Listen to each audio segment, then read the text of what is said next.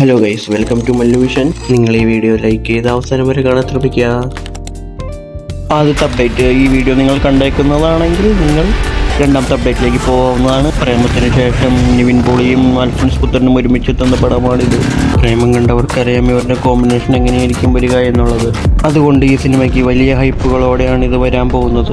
ഇനി നമുക്ക് ആ പടത്തിന്റെ പേര് നോക്കാം, വിജയം. Like and subscribe. അടുത്ത അപ്ഡേറ്റ് ആയി ഗെയിമിംഗ് എന്ന് പറയുന്ന പടമാണ്. ദുൽഖർ സൽമാൻ നായകനാകുന്ന ഈ ബിഗ് ബഡ്ജറ്റ് ആക്ഷൻ ചിത്രം ഓണം 2026 റിലീസായി ആഗസ്റ്റ് 20 തിയേറ്ററുകളിലേക്ക് എത്തും. അടുത്ത അപ്ഡേറ്റ് തുടക്കം എന്ന മൂവിയാണ്. മോഹൻലാൽ പ്രധാന വേഷത്തിലെത്തുന്ന ഈ ചിത്രം ഈ വർഷം ആഗസ്റ്റ് 6 റിലീസ് ചെയ്യുമെന്ന് പ്രഖ്യാപനം.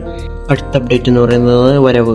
ജൂലൈ മാസത്തിലെ പ്രധാന റിലീസുകളിൽ ഒന്നായിരുന്നു ഈ ചിത്രം. ജൂലൈ 15, 16 തിയേറ്ററുകളിലേക്ക് എത്തും. അടുത്തൊരു അപ്ഡേറ്റ് നിവിൻ പോളി ചിത്രമാണ്. കുടുംബ യൂണിറ്റ് ബെത്ലഹേം എന്ന ചിത്രമാണ് ഇറങ്ങുന്നത്. ഓണത്തിനാണത് റിലീസ് വരുന്നത്.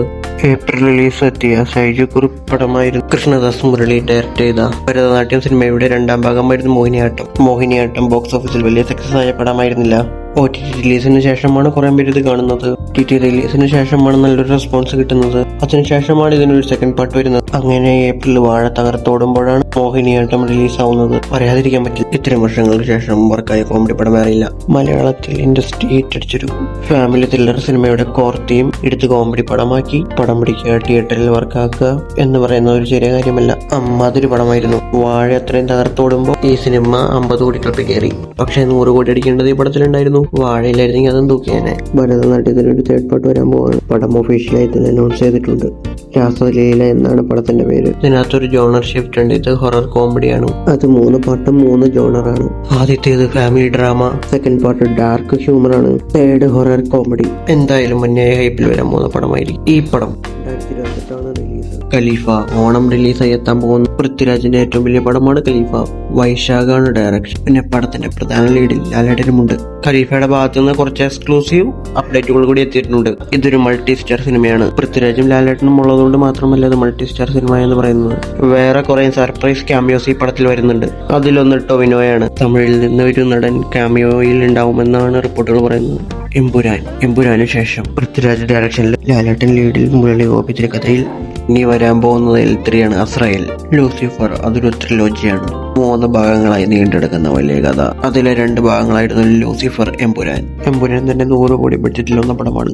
പടം പ്രതീക്ഷ പോലൊരു വലിയ വിജയമായില്ല. 250 കോടിക്കൊക്കെ ഫയലിട്ടെങ്കിലും പക്ഷെ പ്രതീക്ഷിച്ചതും മേലെയായിരുന്നു.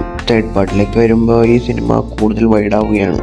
കഥ കേരളത്തിൽ നിന്ന് കംപ്ലീറ്റ് ആയും ഖുറേഷ് അബ്രഹാമിലേക്ക് മാറുകയാണ്. കൊണ്ടുപോകാനായിട്ട് ചൈനയിൽ ട്രെയിൻസ് ഒക്കെ വന്നിട്ടുണ്ട്. അസ്രായേൽ വരുമ്പോൾ അത്രയും വലിയ സിനിമയായിരിക്കും. എമ്പുരാന്റെ കളക്ഷൻ പോലും ഈ സിനിമയുടെ ബഡ്ജറ്റായിട്ട് വരും. അപ്പോൾ നമ്മുടെ ഇൻഡസ്ട്രിയുടെ ഏറ്റവും വലിയ സിനിമയായി അസ്രായേൽ വരാൻ പോവുകയാണ്. വൈകും, പക്ഷേ ലൂസിഫറിന്റെ അതേ ടീമിൽ ഒരു പടം വരാൻ പോവാണ്. പൃഥ്വിരാജ് ഡയറക്ഷനിൽ ലാലേട്ടൻ നായകനായി അസ്രായേലിന് മുമ്പ് ഒരു പടം സംഭവിക്കാൻ പോവുകയാണ്. അറിയാൻ സാധിക്കുന്നത് സൂര്യ 47. സൂര്യയെ നായകനാക്കി ജിത്തു മാധവൻ എടുക്കുന്ന പടമാണ് സൂര്യ 47. ഈ സിനിമയുടെ ഭാഗത്തു നിന്ന് മെയിനായിട്ട് 2 അപ്ഡേറ്റുകൾ എത്തിയിട്ടുണ്ട്. ആദ്യത്തെ അപ്ഡേറ്റ് ടൈറ്റിലിന്റെ ഭാഗത്തു നിന്നാണ്. സൂര്യ 47 എന്ന മൂവിയുടെ പേര് ഗലാട്ടെ എന്നാണ്. അത് ഏകദേശം കൺഫേം ആയതുപോലെയായിരുന്നു. ഇപ്പോൾ മറ്റൊരു ടൈറ്റിൽ കൂടി കറങ്ങി വരുന്നുണ്ട്. ആ ടൈറ്റിൽ സറവടി എന്നാണ്.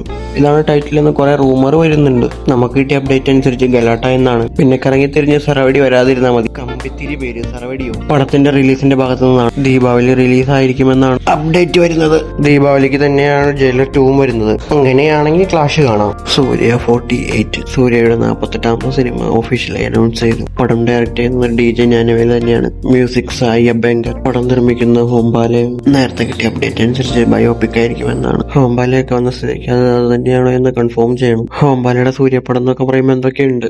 നിങ്ങൾക്ക് ഇതിനകത്ത് ഏത് അപ്ഡേറ്റ് ആണ് ഇഷ്ടപ്പെട്ടതെന്ന് കമന്റ് ചെയ്യുക. പിന്നെ ലൈക്ക് ആൻഡ് സബ്സ്ക്രൈബ്.